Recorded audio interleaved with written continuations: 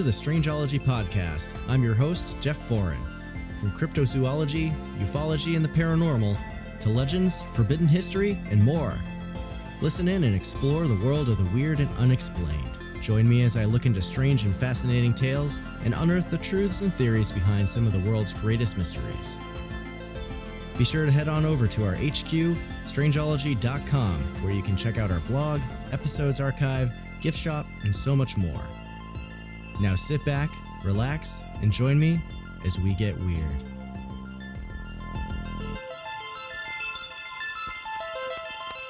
Hey everyone, welcome to the Strangeology podcast. On today's episode coming up, we have a small collection of some of the creepiest and weirdest cryptids, creatures, and otherworldly entities that have been reported throughout history.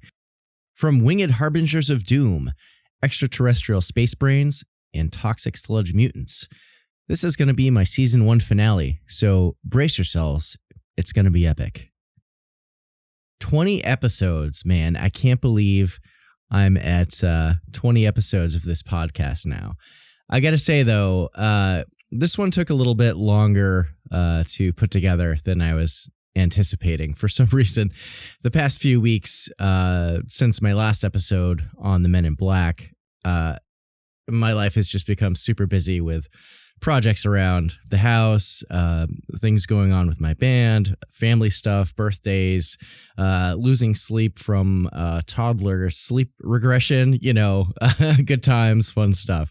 But it was a little tough to get in all the research and get everything done and cohesive on time. So thanks for being patient. It's going to be well worth the wait, I think. And honestly, it's probably a good point to pause new episodes for a little bit, especially since I have 40 Fest and CryptidCon in November coming up real soon that I'll have to prepare for. And I do have some other cool news, though, speaking of which. So I recently decided to invest in a heat transfer press along with a sublimation printer, so I'll be able to actually press my own shirts for conferences. So I'm really stoked on that. I'm still waiting on the printer to get here, though, so fingers crossed that it actually arrives on time. The heat press is still sitting in a box in my mudroom waiting to be unpacked, and I've got to make some space to actually set it up. But it'll be really nice to be able to make things right here at Strangeology HQ for different events, and I'm super excited about it. But I wanted to give a big thanks to everyone who supports Strangeology through purchasing my merch over on my shop, and to my patrons as well, because all of that helped me move forward into being able to acquire a resource and a tool like that that's readily available. So it's a DIY or die, baby. And so while I'm on break from recording episodes over the next several weeks, I'm going to be working on content, just not on the podcast. So I'll be throwing stuff up on Instagram and TikTok, and also on my YouTube channel as time permits. I actually wound up going out a few days ago to scout out and do some filming at a location in my state with the new camera that I picked up for vlogging. And yeah, so I went out and filmed some stuff out there in the woods, and I'll be editing it together. I'm planning to check out some other locations in Vermont and New England in general in the near future. Hopefully a few before the snow flies, but at this point with getting ready for CryptidCon and 40 Fest, I'm not sure how much extra time I'll have to do that. But definitely next year I'll be getting out there more. And for next season, I'm going to be working on booking some new interviews as well. So if you're an investigator, an author, a researcher, a general Fortean cryptozoology, paranormal, ufology enthusiast in general, and have some cool and interesting things to talk about, you can head on over to my website, strangeology.com, and shoot me an email, and maybe we can set something up. Now, I wanted to play one quick voicemail that the Strangeology hotline received from Connor over at Bigfoot Anonymous. And if you didn't know, if you're new to the show, I do have this hotline that you can call into. And if you have a story about something weird you experienced, something strange and unexplained, that could have to do with UFOs, cryptids, ghosts, what have you, I definitely want to hear your stories. So call in. The number you can find on my website, or you can call in to 802-448-0612. And I believe it's about a 3-minute time limit on the voicemail message. So if the story goes over, you can call in and pick up where you left off for that second voicemail. So here we go. Hey, Strangeology, it's Connor from Bigfoot Anonymous, and I have a ton of strange stories, but I'm just going to keep it fresh, just because I just went to the Great Florida Bigfoot Conference this weekend in Lakeland. I got to meet Cliff, got to hear Bobo do the call in the flesh, met Stacy Brown and heard all about the Torreya State Park footage, but I also stayed with a tracker named Tim, and he has Sasquatch DNA. He has taken tracks of these creatures, he's taken pictures of their face, and also has their hair. Seeing their hair, what it looks like under a microscope, it is amazing. Half clear, half brown, green, black. It takes the color of what's behind it. But we went hiking in the green swamp, night and the morning after, and we had a strange day. We heard strange whistles, trees falling down. One lady got attacked by bees. We saw a hawk with a broken neck. Hidden relief, saw movement out of his eye. Florida lone wolf heard a guttural growl. Tracker Tim T heard whistles. And I recorded some strange faces in my footage. We knew we were not alone out there. We never are. Bigfoot, they stay close to creeks, but they'll find you wherever deer and rabbit are. Everybody stay safe, and thanks again for putting out some great content and great merchandise. I'm still rocking my Florida Skunk Ape shirt, loud and proud. Take it easy, guys. Thanks, Connor, for calling. That's awesome that you got to meet Cliff. And, you know, it looks like you're always going out to different locations and doing the thing. And it's really cool to see. So keep that stuff up.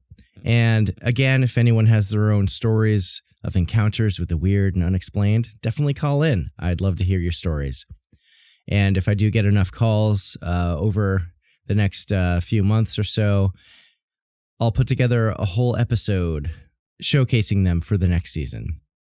And also, if you'd like to leave a review of the show over on Apple Podcasts, it's really helpful for me, and it also means a lot. I've gotten a few reviews up there so far, and I just wanted to read a couple before we get into the episode today, since this is the season finale.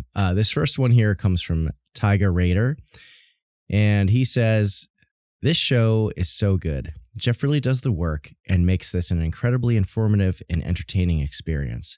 On top of that, the blog is a true gem, and they make some of the coolest merch in the game." Thanks, man. That really means a lot. I'm glad you enjoy the blog and the show and all the merch in my shop too. I'm so busy trying to design new stuff all the time and doing everything else with Strangeology. So I really appreciate that, man. Thank you.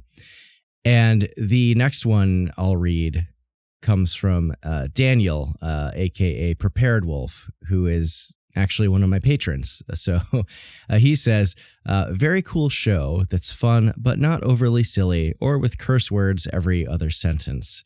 Relaying stories and facts on sightings of cryptid creatures or paranormal events. As a bonus, the host is an artist and makes items, shirts, mugs, etc. of these cryptid creatures and tales." Thanks, Daniel. That means a lot.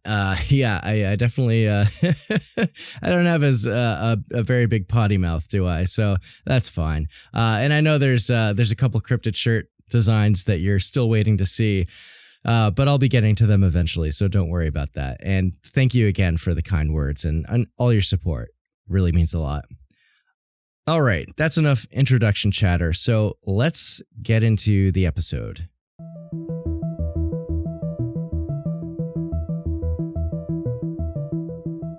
Since Halloween is right around the corner, it felt right to talk about weird and creepy cryptids and entities for this one. And none of these are necessarily Halloween related, but they're super fun stories of some bizarre and otherwise otherworldly creatures. So let's just call this my top creepy creature encounters list. And I had to whittle this down from a list of like 20. So let's go. All right. So you can't get creepy and spooky without bats, right? Well, this first one on the list is the story of the Wisconsin man bat. The Pine Barrens Institute has an article with some great info about this cryptid that I checked out for this.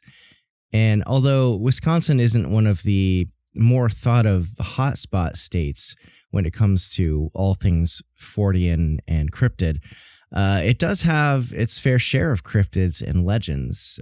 Think of the hodag of Rhinelander. There's also stories of phantom kangaroos, Bigfoot, thunderbirds, and more. So now the story of the Wisconsin man bat is a fairly new one, and the most known encounter with this mysterious creature happened on September 26th in 2006 by a Cherokee man named Wahali, who was 53 at the time, and accompanying him was his 25-year-old son.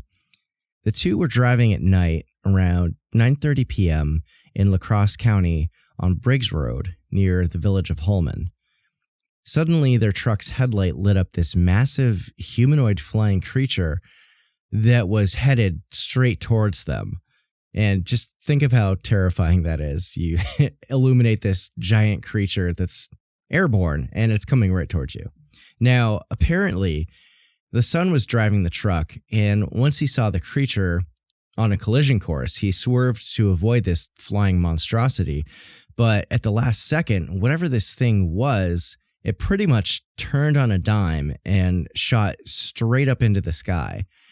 The two men reported that they could hear it shrieking as it disappeared from their sight and off into the night. Immediately after this encounter, the father and son were overtaken by a sudden feeling of nausea, and they had to run out of the truck to vomit. And they threw up at least 7 times over the course of a few really agonizing minutes. And once Wahali and his son felt they were finished throwing up, they managed to get back into the truck and headed home, hoping that they would feel better within a few short hours. But it turned out that both of them remained quite ill for the next week. Now, after some time had passed since the encounter and the mysterious illness that overtook them, Wahali decided to write down the experience. He sketched out what the creature looked like in the moment and described it as being 6 to 7 feet tall, grayish-brown in color, and it possessed arms with leathery bat-like wings attached to them that spanned at least 10 to 12 feet, complete with long claws as well. It also had humanoid legs and large feet with long claws, too. It also appeared to have a visibly pronounced and distended rib cage. And, of course, you can't forget the mouth full of sharp teeth and yellow glowing eyes. Wahali stated that this creature looked hungry. Wahali maintained that whatever this was, it wasn't like anything he'd ever seen before, and it definitely wasn't a large bird or some other misidentified known animal. He was convinced that he and his son had encountered a 100% bona fide monster.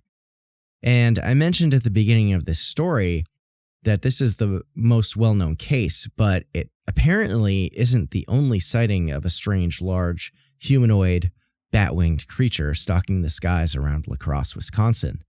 Back in 1997, a Wisconsin Department of Natural Resources worker, along with a road crew, witnessed what could only be described as a flying humanoid being that could be related to the man-bat that appeared for Wahali 10 years later. The difference, however, with this sighting is that it was reported that the creature appeared much more reptilian and was covered in green and brown scales.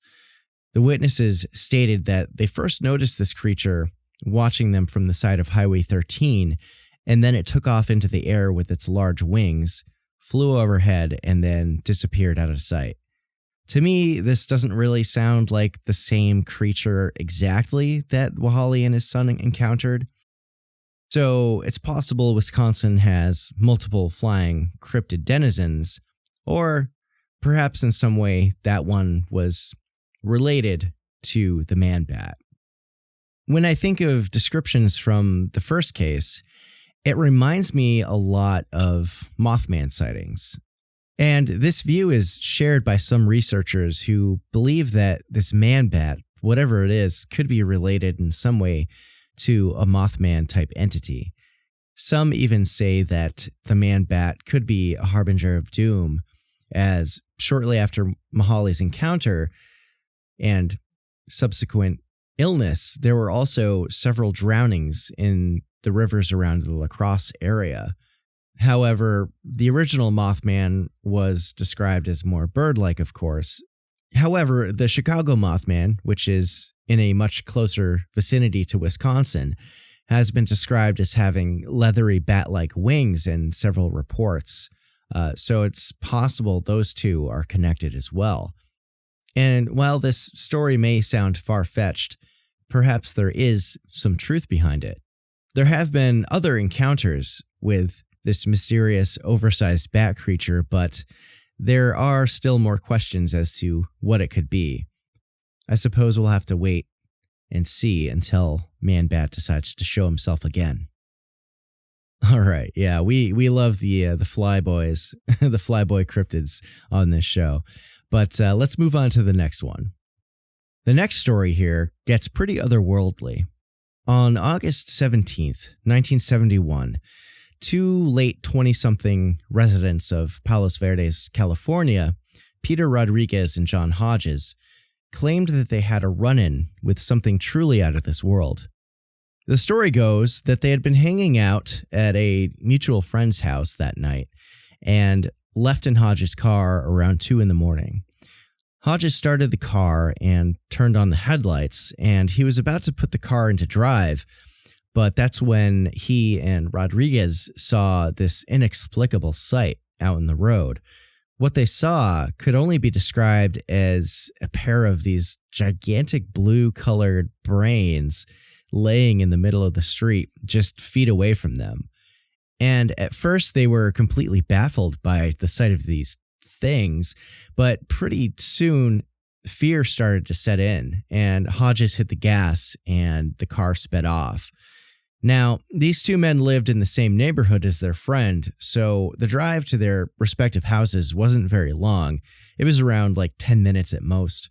So Hodges dropped off Rodriguez at his house first, and then quickly made it back to his own place. Once Hodges got inside his house, he noticed something strange. It was just 2 o'clock in the morning when he and Rodriguez left their friend's house, and to him only a few minutes had passed, but the clocks in his house all read 4:30 a.m. Hodges couldn't make sense of the time discrepancy, and there was no way that a drive that he's made dozens of times, if not more, and knows for a fact that it only takes 10 minutes in between their houses, it became some 2-hour-long voyage. Now, if you're thinking what I'm thinking, it seems to be a pretty clear-cut case of missing time, something all too archetypal in alien abduction stories.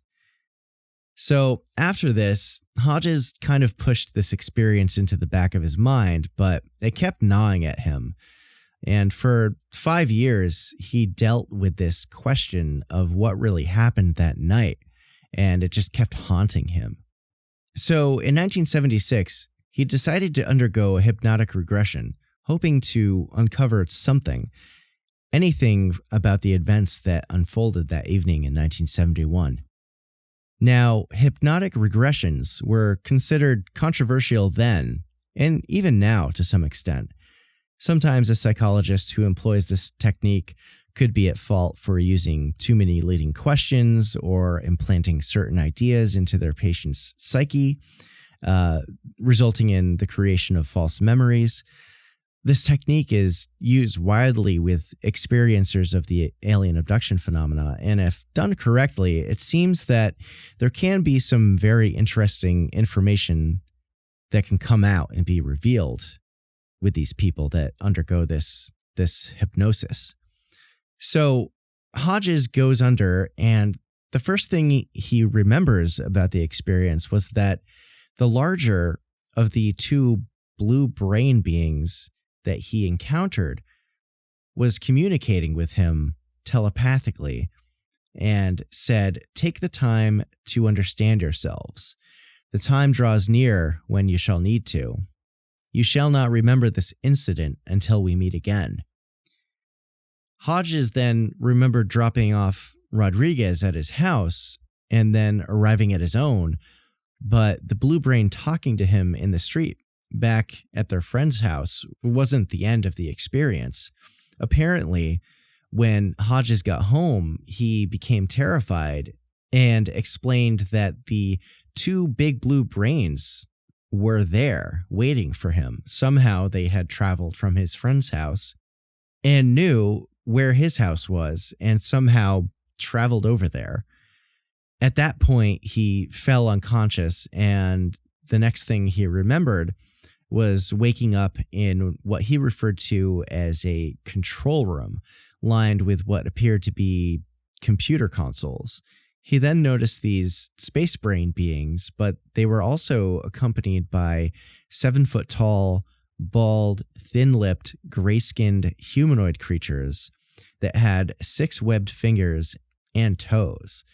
And he thought these beings were even more terrifying than the space brains, and are essentially what he's describing are like tall grays. So when the tall grays confronted Hodges, they explained that the brains were nothing more than organic translation devices, so they could use them to communicate with humans on a telepathic level. Now that's pretty bizarre.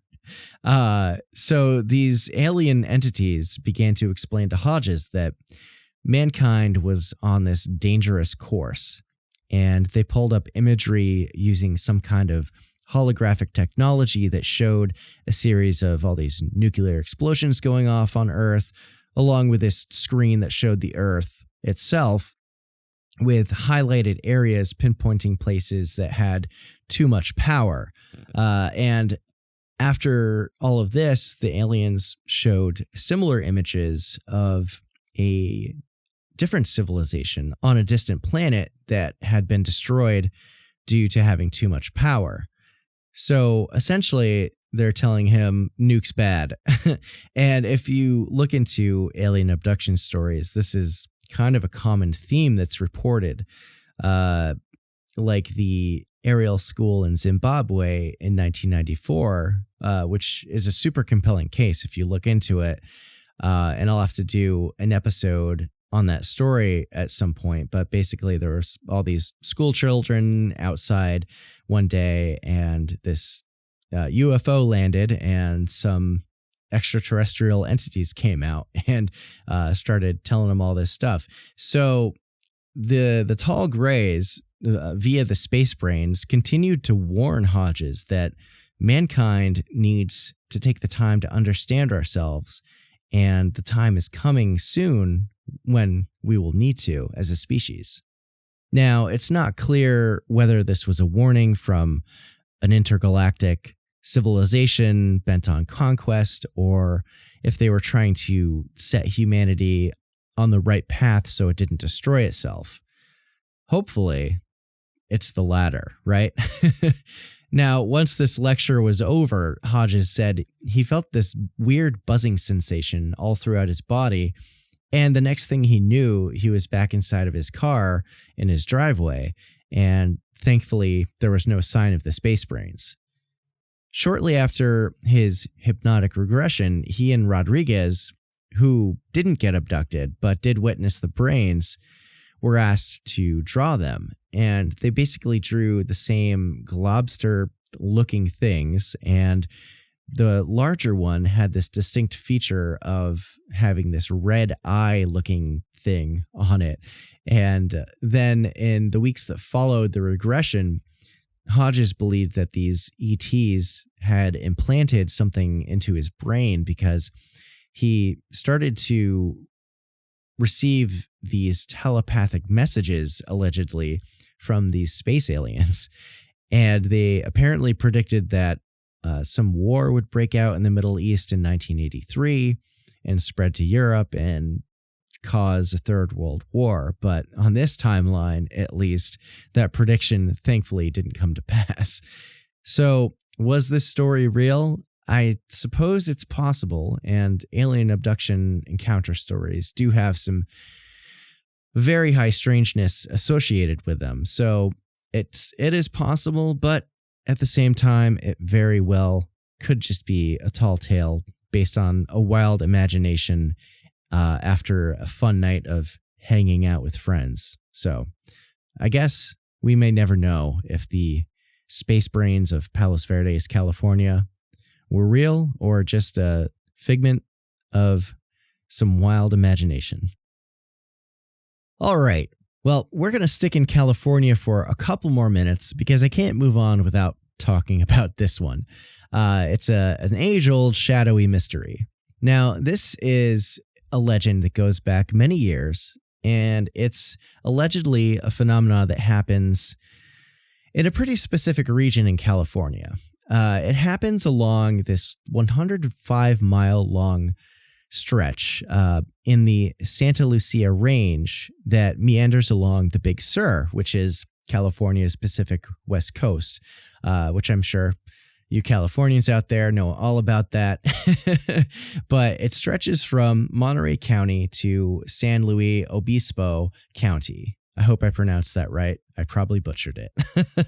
But some say that if you find yourself hiking through this region, you may encounter these strange statuesque entities that will appear and disappear without explanation. These phantoms that lurk along the craggy peaks and rugged landscape of this mountainous region have come to be known as the Dark Watchers. Now, these entities have been described as humanoid and have towering heights ranging anywhere from 7 to 15 feet tall in some reports.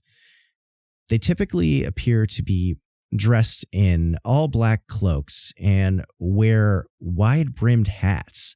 And some witnesses have also noted seeing them holding some kind of staff or walking stick.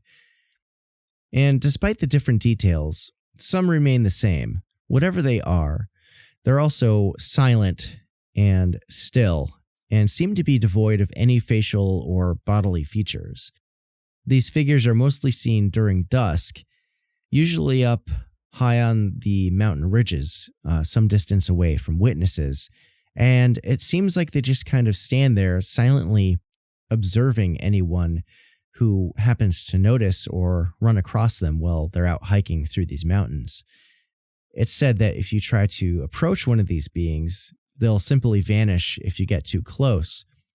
And when people go to the exact spot where they saw these entities, there's no physical evidence or trace left behind. Nothing to indicate that they were ever there in the first place. And any use of modern technology to try and detect them apparently has also proven to be a useless endeavor and doesn't work. So what is the history behind these enigmatic figures that people have been reporting in this mountain range? Some say that there is a link to old Chumash legends and claim they have a rich history and lore all about these entities. And furthermore, it's been said that the Chumash tribe refer to them as the Old Ones, suggesting that they have been around for quite some time and maybe connected to a kind of creation myth or origin story. The most authoritative source on Chumash Folklore is a book called December's Child, a book of Chumash oral narratives that was written in 1974 by Thomas C. Blackburn.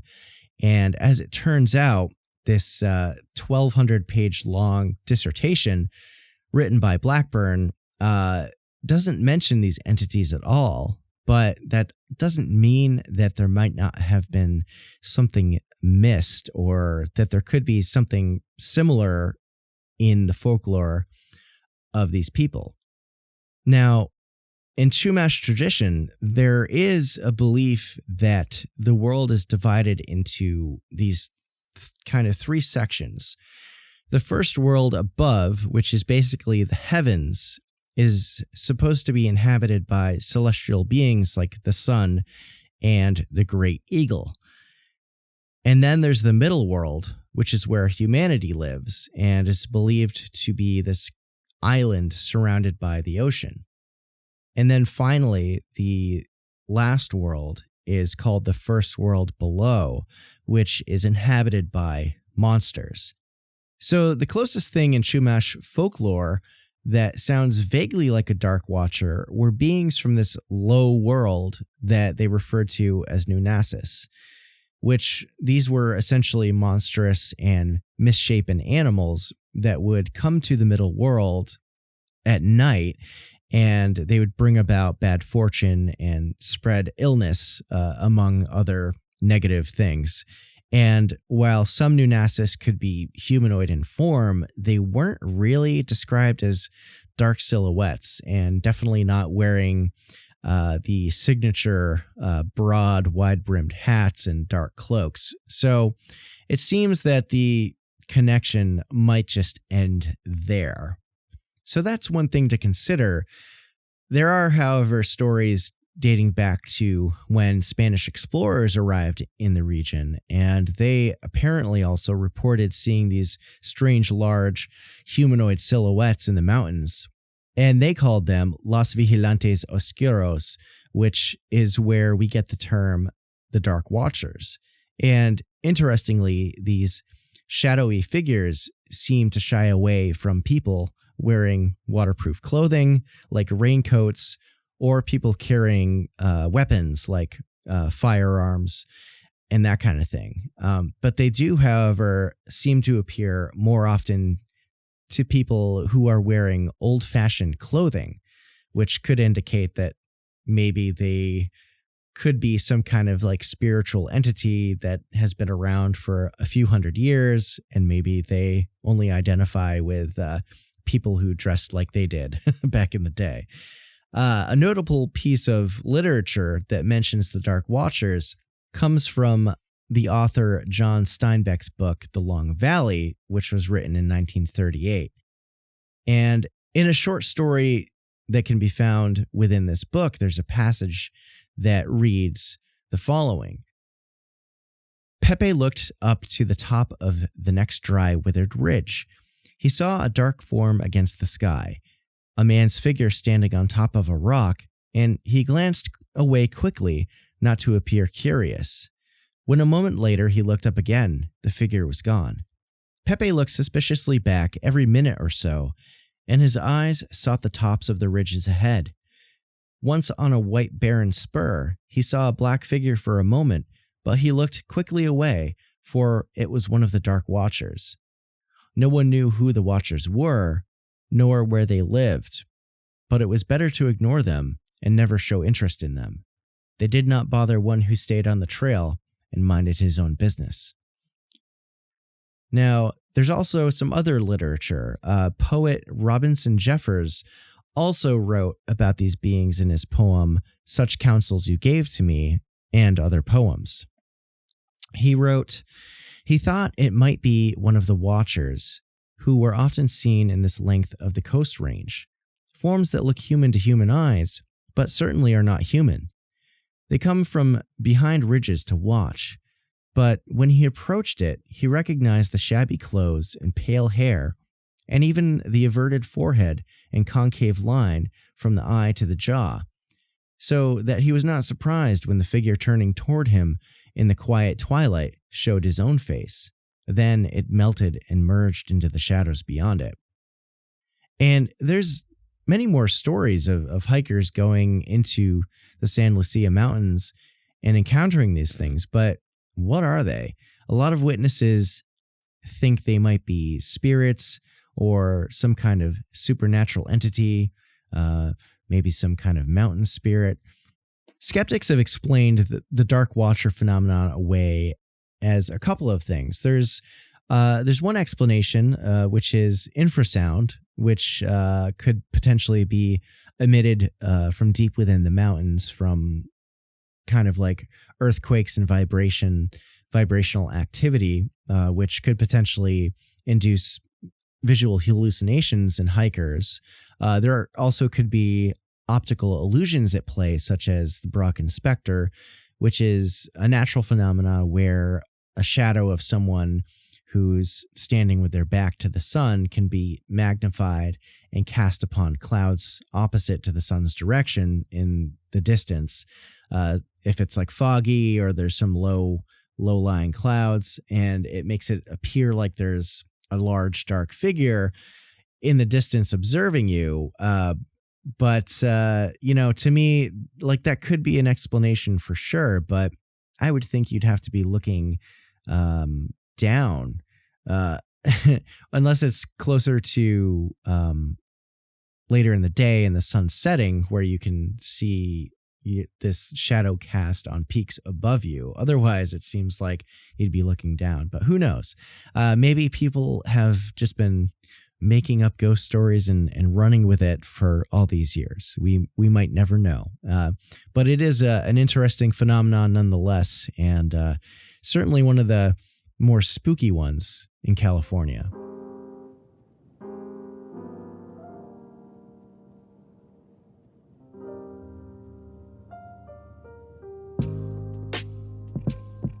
And now I'm going to take a quick break for a Patreon member shout out. If you've just started listening to the Strangeology podcast and didn't know, Strangeology has a Patreon where you can sign up to support what I do here. And there's some awesome benefits and rewards if you do. One of which is having early access to episodes. There's also bonus content with the Strangeology Beyond segment, which happens at the end of each episode and is almost its own episode itself. There's merch discounts, exclusive merch, Discord access to the new VIP room on the Strangeology Discord, and more. I have a really awesome group of members who help make the Strangeology podcast function at the level it's at and be able to do the things that I'm doing and help me grow to the next level. So if you'd like to help support this show, head on over to patreon.com/Strangeology and check out all the tiers I offer. So big shout out to Alex Dorgan, Alyssa, Mystic Novelty Company, Appalachian Huntsman, MetaZoo Games, Greg Morrill from All the Weird, and the Cryptocasters podcast, Sean Colon, Miranda Jarnot, John Hickenbottom, Maureen Asmat, Daniel Prepared Wolf, Gail Frederick, William Malcolmes, and Maya Shanton. So thank you all, and if you do sign up, just know that it helps me out a ton, and I really appreciate it. All right, now let's get back to the episode.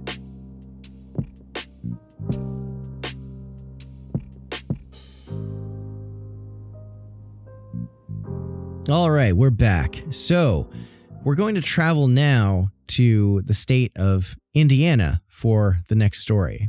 Indiana is, it's always kind of an enigma to me as far as cryptids and creatures for some reason. But the more I look into the Forteana of that state, the more weird and fascinating stories I uncover.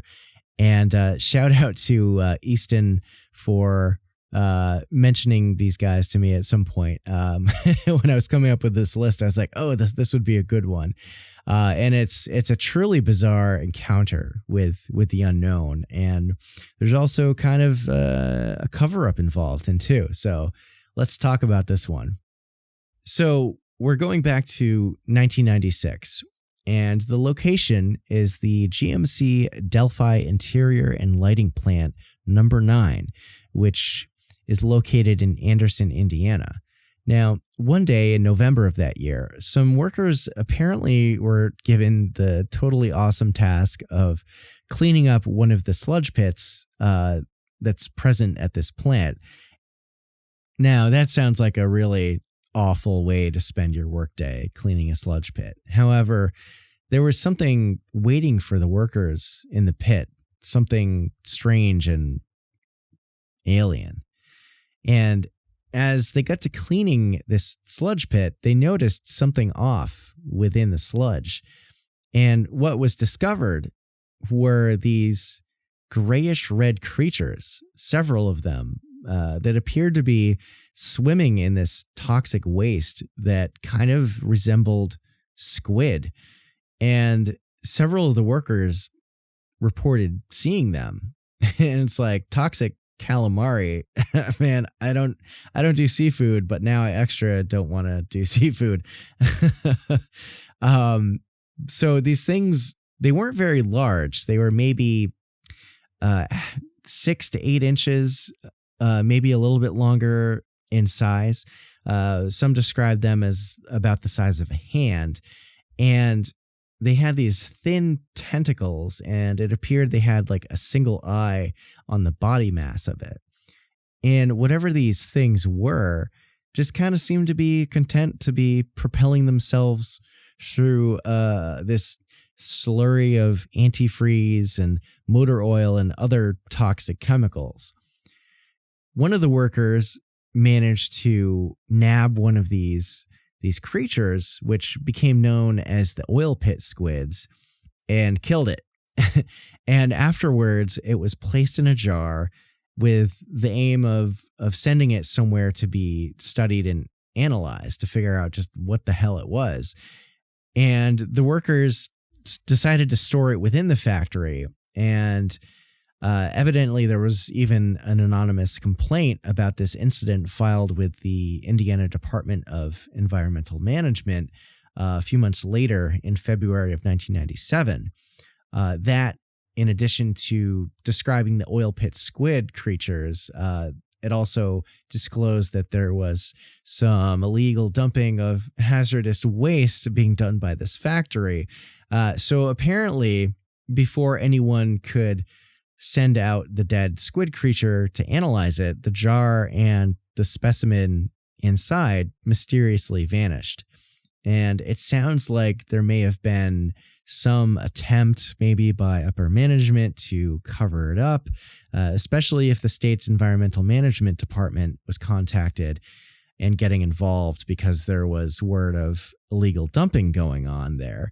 Or maybe it was thrown out by accident or just lost in general. But to me, it sounds like a little bit of higher ups maybe trying to take steps to dispose of any evidence that these things were there, which could potentially, incriminate them and cause all sorts of legal trouble and fines and all that stuff. So apparently after the pit was cleaned out and inspected, there weren't any more of these bizarre squid creatures left. None could be found. So whether or not another team came in to dispose of any evidence is unclear. But after that, these oil pit squids seemingly went away. Now, a man who knew one of the workers who was present during that day wound up getting interviewed about this story and was quoted as saying the following. And I'll just read this verbatim. He says, "I live in Indianapolis. There is a manufacturing town called Anderson, about 20 to 30 minutes north of the city. This story was originally told to me by a guy that I work with and lives in Anderson. At the Delphi plant, they had a tank that they used to store byproducts and chemicals from making bumpers. They found several squid-like creatures in this toxic goo. One apparently had an eye. The specimens were taken and no one ever saw them again. No word was ever sent as to what it really was. There were a few of them. They apparently were somewhat transparent and resembled squids, about as big as your hand. These chemicals would not be conducive to any kind of life. It's called the oil pit squid." So, what were these things that were found in the Delphi 9 plant. Were they mutated squids or some kind of worm or bacteria extremophile that thrives in toxic environments? Some have theorized that they were aliens or extraterrestrials, but I don't know about that one. As it turns out, the spokeswoman at the time for the plant, this woman named Sharon Morton, released a statement addressing the matter of these creatures and explained that it was nothing more than bacterial growths that formed when organic matter was placed in fresh water. And she went on to further explain that the cause for water getting into the sludge pit was the result of a broken sprinkler nearby, this sprinkler line that had been slowly leaking water, which seeped into the pit. And there's also the case that this entire story could have been fabricated, and perhaps it may have been inspired by episodes of The X-Files, which was in its heyday back in the mid-90s. And, you know, there were Monster of the Week episodes, some that had like the Fluke Man that was living in the sewers, this like mutant creature, or even like the overarching alien agenda theme, and the alien black oil goo that would infect and take over people's bodies. So there's certainly something that could have inspired some disgruntled worker who wasn't happy about working in a sludge pit all day and wanted to maybe cause some mischief. Who knows? I guess since apparently if it was real, any of the samples are long since gone, so we'll probably never know if the oil pit squids were real creatures or not, but it's certainly a fun one to think about. All right, let's move on to the next creepy creature. We're going to head on over now to nearby West Virginia because we can't not for a creepy creatures list. So I'm not going to talk about Mothman, though. Mothman deserves his own episode, and he did get an honorable mention in the Man-Bat story. So no, this one is one of the lesser known and more bizarre creatures that have been encountered in this cryptid haven of a state. And this creature happens to be the Veggie Man. Now, the story goes that on a hot day in 1968, a man named Jennings Frederick had gone out for the day to go bow hunting in the backcountry outside of Fairmont, West Virginia. But little did he know of the harrowing encounter that he would soon endure. Without much luck finding game throughout the day, it was starting to get late. The day was drawing to a close, and as he made his way through the bush, Frederick began to hear this strange noise off in the distance. He described it as sounding like a record player that had its RPMs set way too high, and noticed that this kind of high-pitched jabbering noise accompanied it. He decided to follow the sound and eventually found the source. And that's when he saw it and came face to face with this bizarre, unearthly creature standing before him. And as he stared at this creature in shock, he noticed that it looked sickly and weak. This creature was a lot taller than he was, but it was also so slender that it could be described as almost skeletal, or like the stalk of a river reed with arms no thicker than the circumference of a quarter. And its skin was green and eyes this sickly yellow. And alarmingly, attached to its hands were these 3 super long fingers that had these kind of suction cups on the tips that had these needle-like thorns protruding out from the suction cups. And after Jennings took in what he was seeing, this weird, bizarre creature that, you know, he had no idea what this thing was. He noticed that the jabbering noise that he was hearing that kind of led him to meeting up with this creature started to intensify. And in his mind, Frederick began to hear this message that seemed to come from this creature that said in his mind, "You need not fear me. I wish to communicate. I come as a friend. We know of you all. I come in peace. I wish medical assistance. I need your help." Once this was communicated, the creature then lunged at Jennings and wrapped its tendril-like arms around him. And whatever this thing was, it took him off guard as to how strong it was. He was trying to break free, but he wasn't able to, loosen up the grip that this creature had on him from this strange embrace. And then, even more bizarrely and frighteningly, this thing then pierced the skin of his hand with these thorny fingertip suction cup apparatuses on the end of his fingers, and it began to drain his blood, apparently.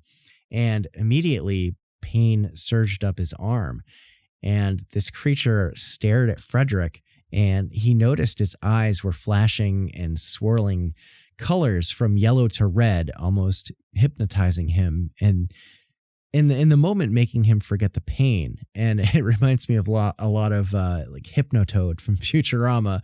So think of that visual during this encounter. But even though Frederick couldn't feel the pain anymore, it didn't make him forget the fact that he was being exsanguinated by this horticultural horror. And just as suddenly as this vampiric hug happened, the Veggie Man detached from Frederick and bounded away up a nearby hill at impossible speeds. The last thing that Frederick recalled was this deep humming sound coming from beyond the hill that the creature bounded over, and thought that maybe this creature was actually an extraterrestrial and was taking off in its spaceship. Now, Frederick would be haunted by this experience for the rest of his life, and he kept the story to himself for quite some time, but eventually did wind up revealing his experience to Gray Barker in 1976. Now, Veggie Man is pretty much a one-hit wonder, as this is the only reported encounter with the being, and I'm not sure why it was called the Veggie Man or the Vegetable Man and not something more like the Plant Man. Anytime I think of Veggie Man, I always think of Stinkweed from a pup named Scooby-Doo, the 80s rendition of Scooby-Doo when all the characters are preteens. That or Dr. Reginald Bushroot from Darkwing Duck. Yeah, dating myself there. So whether or not this creature was an alien or some kind of strange mutant humanoid plant creature, or just a plain old hoax, is something we'll never prove conclusively. When Gray Barker is involved, you do need to take things with a grain of salt. So perhaps Veggie Man is still out there somewhere in West Virginia, but ultimately we may never know if this is fact or fiction. Moving on, this next story is the story of La Lechuza, which is a creature that is reported in the El Paso, Texas region, kind of Texas in general, and also Mexico too. This one goes out to you, Alex. So in English, La Lechuza translates to the owl, but in local stories of this creature, it means the owl witch. Now, most sightings of these beings involve people actually seeing a human-sized owl, but beyond its behemoth size, it also apparently has the supernatural ability to shapeshift into human form. According to the legends, Lechuza are basically women who sold their souls in exchange for being able to harness and utilize magical abilities. And in the evening hours, they're supposed to transform into a creature that has the body of an owl, and strangely, it mostly retains its human face. Now, this imagery is not too dissimilar to other legends like the harpy of ancient Greek mythology, which is interesting. And apparently, Lechuza also have the ability to summon storms, and some believe the appearance of a thunderstorm can coincide with the presence of a Lechuza nearby. It's said that these owl witch beings will spend their nights searching for people to prey upon and often use auditory tricks like the sound of a baby crying, or they'll use whistling to lure in unsuspecting victims. And if a person is naive enough to go and investigate the noise, or even whistle back, that's when La Lechuza strikes. And they'll wind up carrying off their prey off to their deaths. So, of course, the main prey for a Lechuza are adults, but they also will go after children as well as domestic pets from time to time, like dogs and cats. But some believe that this cryptid uses some kind of psychic vampirism, and they'll kind of like lurk outside people's homes, and particularly ones where couples are in conflict with each other, or there's some kind of domestic abuse happening. So that kind of like negative energy seems to attract these owl witch beings. It's also believed that La Lechuza is somewhat of a harbinger of death, and if you do hear its cry, it could mean that someone in your household will die soon. It's kind of similar to lore about the Banshee from Ireland, and apparently these Lechuza, you can't kill them either. And the story behind that is that they typically seem to be unfazed by weapons. Like you can shoot at it with a gun and nothing will happen, which is kind of funny because it's a lot of different cryptid stories have that kind of aspect to it. They seem to be bulletproof, either that or whoever's shooting at it has really terrible aim. Apparently, the only things that are effective defenses against these creatures are salt. And if you hear the cries of one, apparently swearing at it and cussing them out will eventually make them go away. Though most claims are purely anecdotal, many people in this area have claimed to be followed home by abnormally large and black bird-looking creatures from time to time.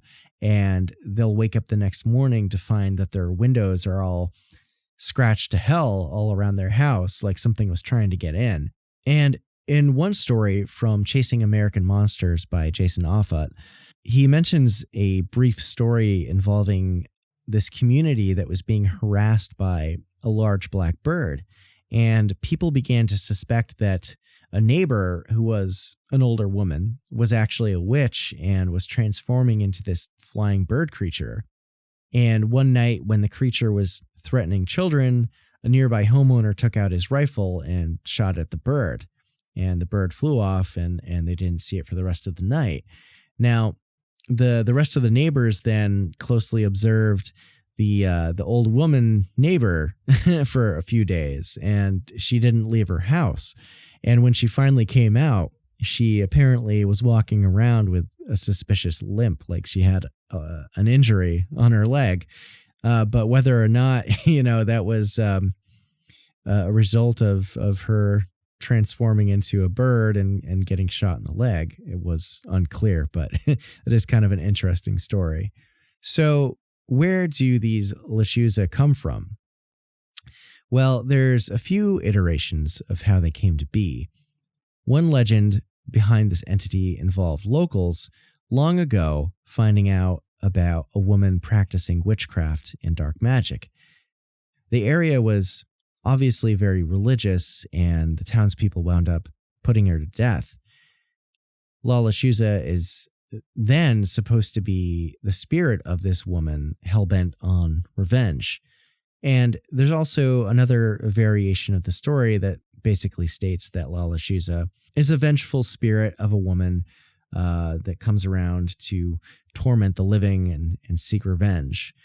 And in one more origin story or reasoning behind its desire to snatch up kids is that Lechuza had a child who was wrongfully killed for a crime that they didn't commit, so the mother becomes one of these things to enact its revenge.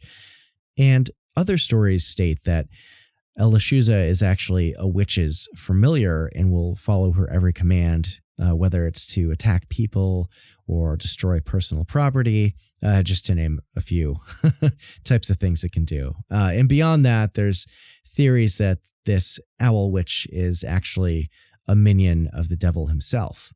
Now, is there anything you can do to ward off a Lechuza? Well, apparently, besides using salt or swearing at it, you can apparently hang a rope with 7 knots tied into it outside of your door to your house. And it's supposed to be this kind of sign of respect towards the creature, and showing it to them will keep them from bothering you. And if you don't have that kind of defense in place, the next best thing, according to the lore, is that salt can be thrown into its face, which it'll cause it to retreat, and particularly a combination of salt and chili powder. I mean, that would probably make anyone run if you got that in your eyes. Yeah, so there's very few things you can do to ward off a Lechuza. So as long as you know the lore, you might be safe and you might be able to drive one away. And also, there is one more thing that you can do, and it is reciting the Magnificat, which is known as the Song of Mary, or the Canticle of Mary, which is one of the most ancient Christian hymns out there. And you apparently need to recite it forwards and backwards, which, if that does something, perhaps there is, some kind of connection there with more dark powers. Who knows? But that one is definitely a lot more work.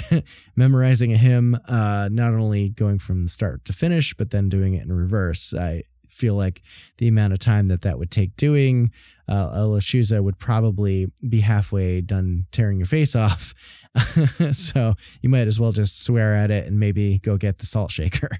But yeah, so it's like, if these creatures are ancient, it's probably also going to have to be in Latin. And if you don't know Latin, you're probably boned. So for me, I'll just stick to swearing at it and throwing salt. More my style anyway. All right, so we've had man-bats, vampire vegetable plant monsters, space brains, owl witches, and mutant squid creatures living in toxic sludge. I think it's appropriate that we do one more cryptid, and this final one on the list we're gonna go with the canine variety, because who doesn't love a good Dogman story? So in West Middletown, Maryland, there is this legend of a large bipedal wolf-like cryptid that's known as the Dwayyo. People have claimed witness to this dark-furred creature as far back as the 18th century, and possibly earlier in history. Most sightings describe the Dwayyo as very similar to your typical werewolf or dogman. It's covered in fur, it has a long bushy tail, and it's usually around 6 feet tall or more. And if you're familiar with the legend behind the Snallygaster of Frederick County, Maryland, you'll know that the Snallygaster and the Dwayyo are supposed to be mortal enemies and are said to battle it out with each other from time to time. So, the Dutch predominantly settled this region of America, and if you listen to my episode on the Snallygaster, you might remember that the legend of it really came from German folklore and found its way across the Atlantic as people with Germanic roots immigrated to America. And as it turns out, the Dutch brought over their stories of a creature in their folklore called the Hexenwolf as well in the 1700s, which this story has deep roots embedded in old German folklore as well. The Hexenwolf is described in a very similar manner to the Dwayyo. It's basically described as a mammalian biped with features similar to a wolf, but with the stance and stature of a human. Legends of the Hexenwolf are considered by some to be kind of like the origin story or what influenced stories of werewolves and other canine biped beast creatures like the Michigan Dogman. Some believe that the stories of the Dwayyo proliferating in this area may have been in response to stories of the Snallygaster terrorizing towns and farms, as the Dwayyo was kind of viewed as more of a protector against the Snallygaster that could go toe-to-toe with each other. So even though that seemed to be the case, people still would put things into place to try and ward off these mythical creatures. They would paint 7-sided stars on their barns, which you can still find today in Frederick County, Maryland, and even in other places as well nearby. And this 7-sided star was supposed to be something to keep the Snallygaster at bay. And people who also believed in the Hexenwolf would paint stars on their barns as well. And in most cases with that, it seemed that 5-pointed stars may have been used more often to ward off the Hexenwolf. And it's an interesting connection between the two. So in the 20th century, the majority of sightings of a mysterious humanoid dog creature mostly happened between the 1920s and 1930s. But it wasn't until 1944 when the first use of the name Dwayyo appeared after a sighting in West Middleton, Maryland. And those who reported the presence of a monster claimed to have heard frightful screams nearby and later found unidentifiable footprints in the area where the screams were heard. And then years later, it wasn't until the 1960s that the first detailed modern report surfaced about a Dwayyo. A man using the alias John Becker sent in a local story to local Maryland papers chronicling his deadly encounter with some humanoid dog creature. Becker claimed that he was attacked by one of these dogmen in 1965, and the creature, he said, looked like a wolf but walked like a man. And I'm going to read a little excerpt here from the Frederick News, which came from an article dated on November 27th, 1965. Near the woods of Gambrill State Park, John Becker went out in his yard to investigate a strange noise. It was getting dark, and he had started back to the house when he saw something moving towards him. It was as big as a bear, had long black hair, a bushy tail, and growled like a wolf or a dog in anger. As it got closer, it stood up on its hind legs and attacked him. Becker fought the creature until it ran into the woods, leaving him, his wife, and children in horror. Deciding to remain anonymous under the alias John Becker, he filed a report with the local state police, telling of an attack by a mysterious monster that he called a Dwayyo. Further reports from the Frederick News described hunters witnessing a strange black beast roaming through the forests. There was a woman from the town of Ellerton that talked about residents in her area hearing strange baby-like cries out in the distance and the sound of a shrieking woman for months on end. There was another woman from the town of Jefferson that claimed to have seen a dog-like creature the size of a calf chasing around cows in a pasture on a nearby farm to her own house. And sightings continued throughout 1965, but as winter came around, the sightings started to kind of slow down and wane, and it wasn't until the next summer in 1966 that activity picked up again. So another man by the name of Jim A.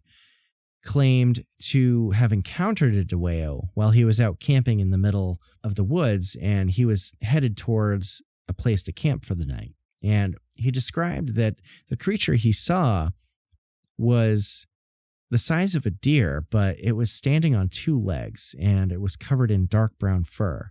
And he described its head as being triangle-shaped, with pointed ears and a chin. And as Jim approached this creature, it emitted this terrible scream and then ran off. Now, interestingly, Jim apparently noted that its legs kind of stuck out from its sides, which is a little different than a human. And it also seemed to scuttle around like a spider, which is pretty creepy. And it's like if things are scuttling around you, you're going to have a bad time.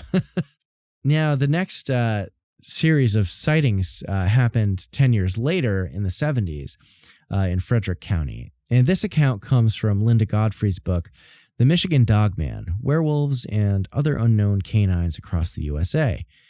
So in 1976, these two men were driving out on Route 77 near Thurmont, and they claimed that they saw this large wolf-like biped run across the road right in front of their car. And I'll just read the quick quote from the book.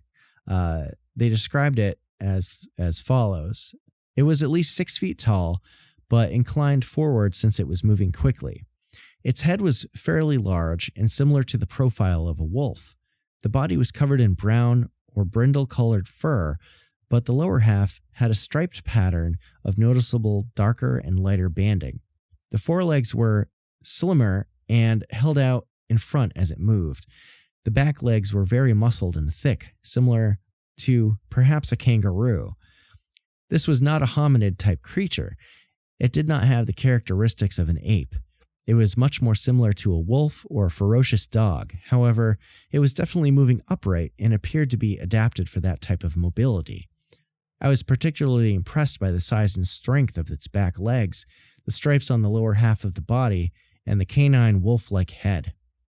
So that's a pretty vivid description there of what this thing could be. Almost kind of makes me think of like a Tasmanian tiger or thylacine in the way that its fur and banding on its body is. It's kind of interesting. And then there was another sighting in 1978 where these park rangers were in the Cunningham Falls area of Thurmont, Maryland, and they reported encountering a large hairy creature running on two legs. But that's about all of the information on that particular story.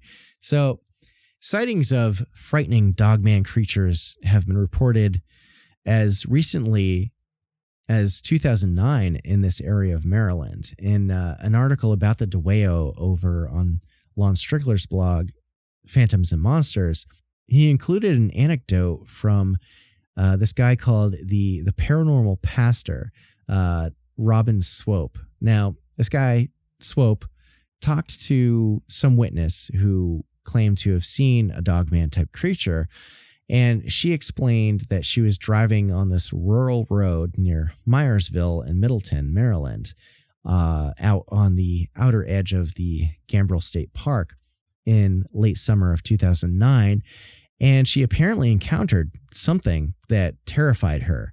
And I took a look, and it's a pretty forested area. You know, it's certainly there's a lot of civilization, but this one swath of forest is pretty dense. And, you know, it's the roads that go through there. They're lined by trees on both sides. So something could just jump out in the road with no warning. And her story goes that she was driving towards a road called Haw Bottom Road to visit a friend. And just for reference, this road it's a single lane road with very few houses on it. And it passes through the western edge of the Frederick Municipal Forest, like just north of Gambrel State Park. And as she's driving, the forest became thicker, and she started having this feeling like she was being watched by something in the woods. And whatever it was, it also seemed to kind of be keeping pace with her car. And like the hair on her neck was starting to stand up, like something was up. And she wanted to stop the car because she was beginning to shake from this overwhelming sense of fear and dread. And she was afraid she might crash into a tree since the road was so narrow. You know, there wasn't much room for the car to go anywhere, you know. But instead of coming to a complete stop, she wound up just slowing the car down. And at that point, that's when she saw the thing that had been watching her. And she saw some large animal kind of bobbing through the underbrush, keeping pace with her car, which at this point she was going probably around 25 miles per hour. And against her better judgment, I would say, she slowed the car down even more to determine whether or not what she was seeing kind of moving its way through the forest was actually there, or maybe she was just seeing things. So she slowed the car down to almost like a walking pace. And in that moment, this creature, this brown blur, leapt out of the woods and onto the side of the road. And when it landed, she could see this brown-furred, dog-like creature standing right in front of her on two legs. And this thing just stared at her and had its fangs presented. And like the sight of that, this woman described as being burned into her mind, essentially. And the eyes of this thing were completely black. Its hands were armed with terrible claws on its fingertips. Drool was dripping down from the maw of this abominable thing, and she could also hear it growling and breathing heavily. And then after, just a moment, this creature leapt once more back into the woods. And in that instant, the woman hit the gas on her car as hard as she could, and the car peeled out on the road, and she just got the hell out of there, not once looking back to see if this thing was after her. But as she got away, she did say that she no longer felt that whatever that was watching her. And this woman believed that she saw a werewolf, but the true identity of this creature kind of ate away at her for a while. And eventually she did some research in a local college library and realized that this creature that she had encountered has been encountered and feared by many for centuries in this area. And its name was Dwayyo. So, are these creatures real? The anecdotal stories certainly are compelling, but it looks like there's enough forested area and low population of humans that this part of Maryland and many other parts of the world could hide creatures like this.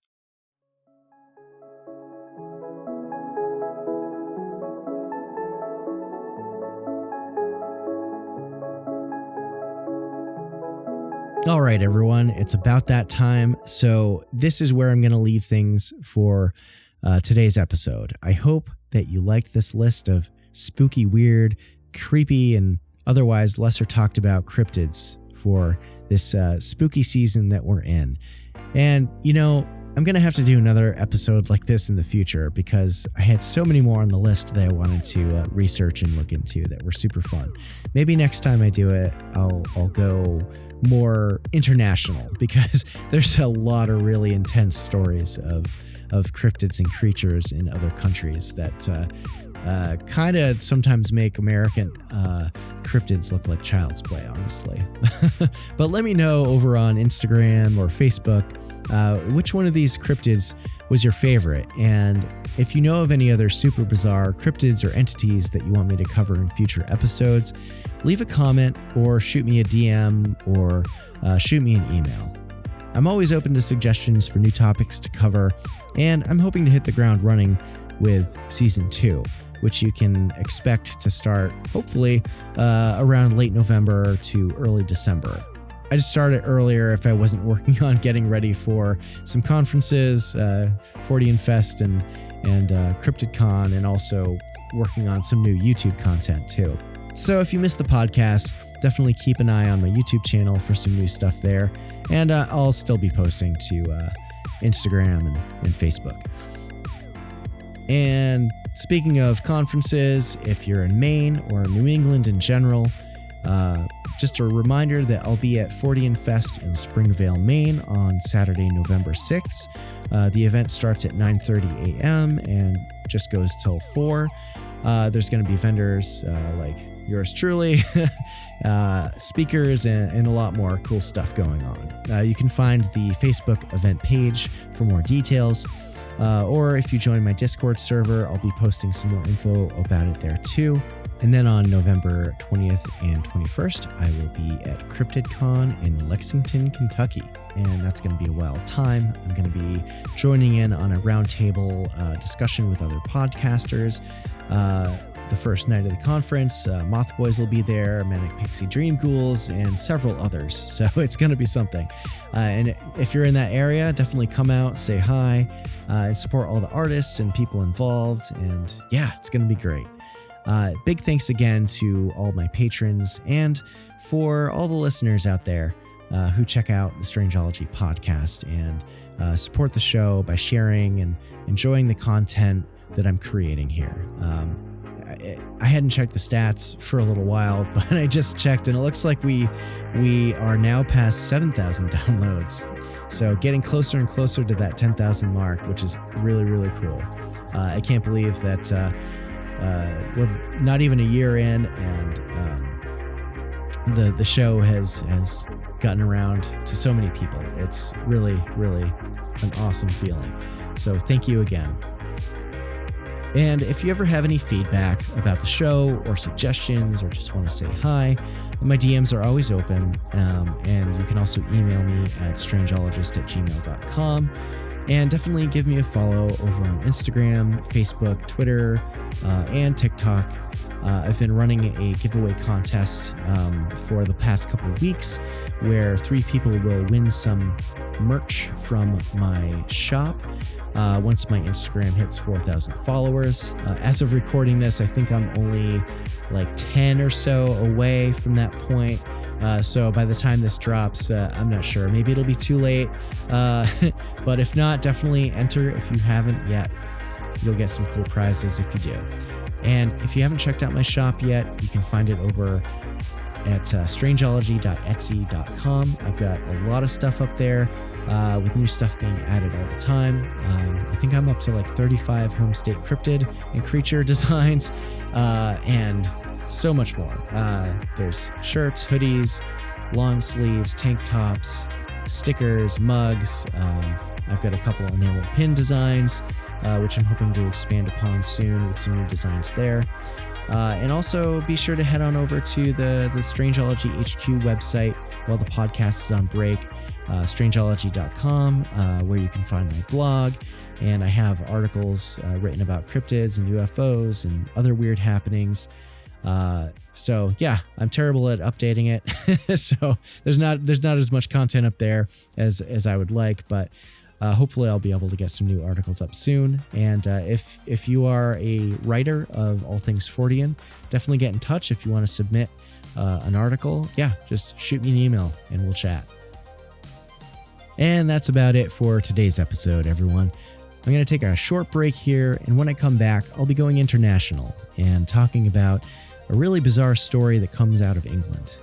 So if you're interested in signing up to become a Patreon member of the show, just know that you get access to the Strangeology Beyond segment, which is for Patreon members only, and I try to come up with some really crazy stories for y'all. And it's a good time. So if you want more content like that, definitely consider checking that out. But anyway, as I always say, until next time, take care of yourselves and each other, and keep it strange.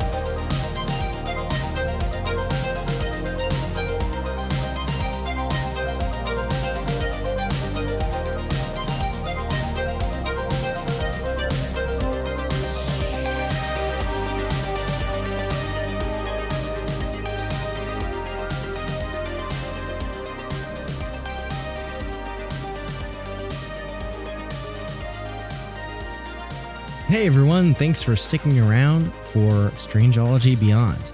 I guess this is kind of a season finale of sorts too. It's been a wild ride this first whole season, and I really appreciate all of the support that you've all given me this year. I have a lot of stuff